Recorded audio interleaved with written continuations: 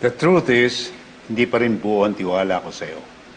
Ginagawa ko lamang to dahil gusto kong maging masaya ang aking apo. Pero oras na saktan mo ulit si Allison, I can hurt you too. Fred. Sinasabi ko lamang ang totoo, Luisa. For the first time in a long, long time, buo at masaya ang pamilya ko. Hindi ko hahayaang may sumira nito. Wala akong planong sirain na masaya ninyong pamilya, sir. Lalo na't magiging parte ako nito kapag kinasal na kami ni Allison. Welcome to the family, I guess. Okay, Mark, Lolo, can we get to the more important stuff? I have a wedding to plan. Luisa, ikaw ang magiging maid of honor ko. Dahil sa'yo, nagkabalikan kami ni Mark. Ha? Sige. Congratulations, Allison, Sir Mark. Ang Mark na lang. Ano ka ba? Mark na lang. We're family, remember? Excuse me lang, tutulungan ko lang sila sa labas.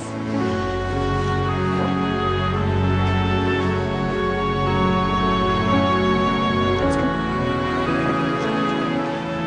Lolo. Excuse me. Maiwan ko muna ako. Okay, go. Lolo, I want you to walk me down the aisle, okay? Okay. Fine. I'll do that. Come on, cheer up. Yes, I'm happy for you. You seem so unhappy. Thank you.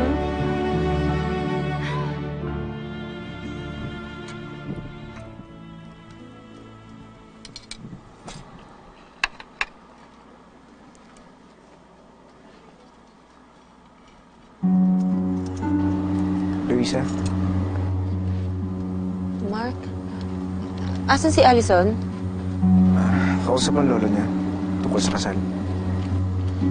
Masaya ako para sa inyo ni Allison. Tama naging desisyon mo.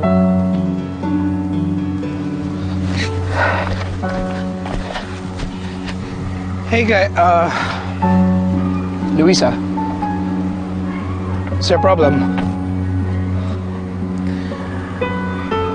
Tinatanong ko lang siya kung hindi nagalit ng lolo niyo sa akin.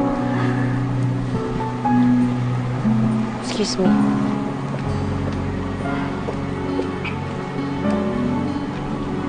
How about a drink?